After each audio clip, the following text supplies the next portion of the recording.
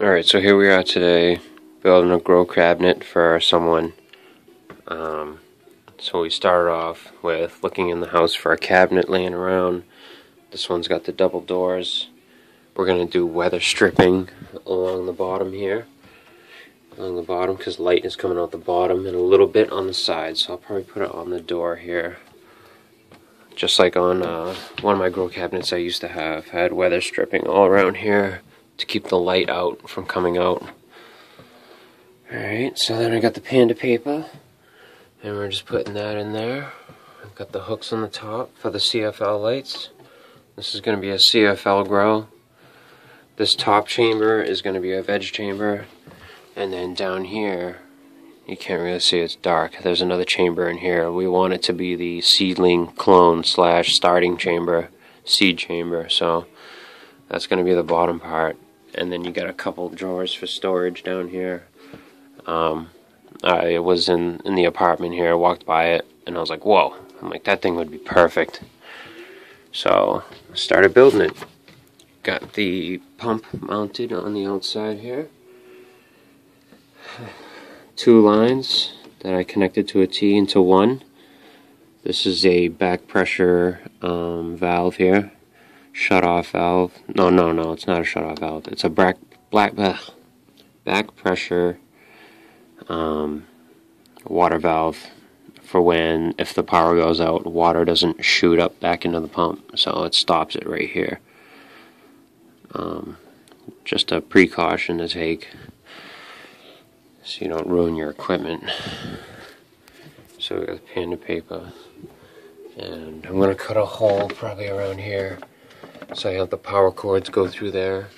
We're going to have a carbon fan in here. Here's the carbon fan. We got this computer fan for an intake. I might do something different because I brought the ducting, so I might do something different. Haven't decided yet. So, but it's a process. It's coming along. We're going to be using this 8 slot hydroponic little thing I made here, and this is for starting seeds, for taking clones, and for starting your plants, seedlings that can go up to about 12 inches, believe it or not. There's a hole right there for the air pump, for the air line. Oh no, it's right here. And that's that. And I'll take another video when it's done. Alright, so this is part 2 of the grow cabinet build. I finished putting up the panda paper on the sides.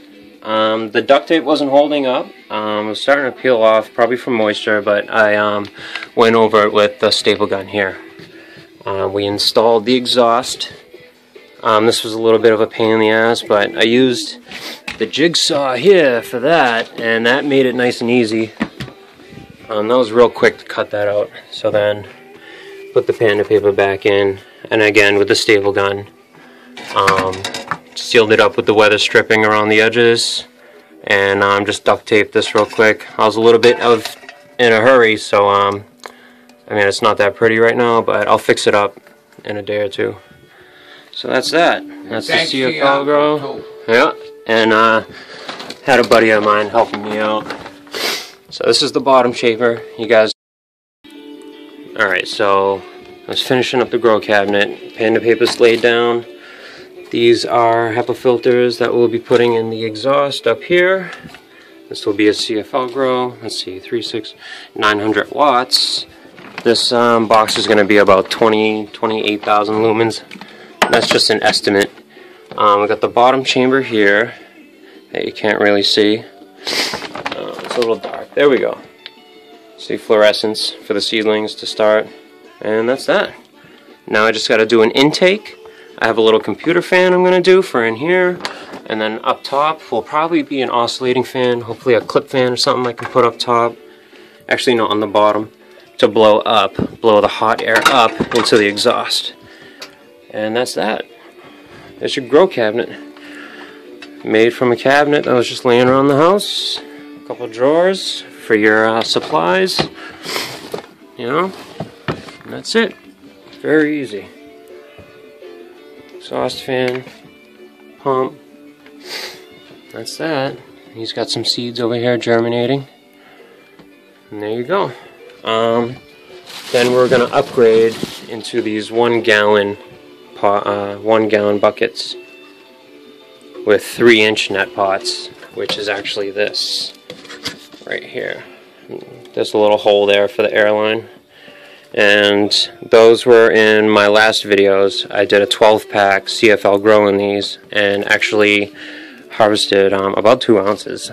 So 2 or 3 ounces. So you can definitely get yield off of CFL, and I was shocked. So I suggested it to this guy here, and that's that. I'll make some more videos with this setup, and you'll see my other setup as well, with the 40-gallon setup at the other place. So that's it. Thanks for watching. Alright, here it is. 100% done. Finally fucking did all the adjustments. Got the pen and paper laid in there the right way. Here it is. Staple gun behind it.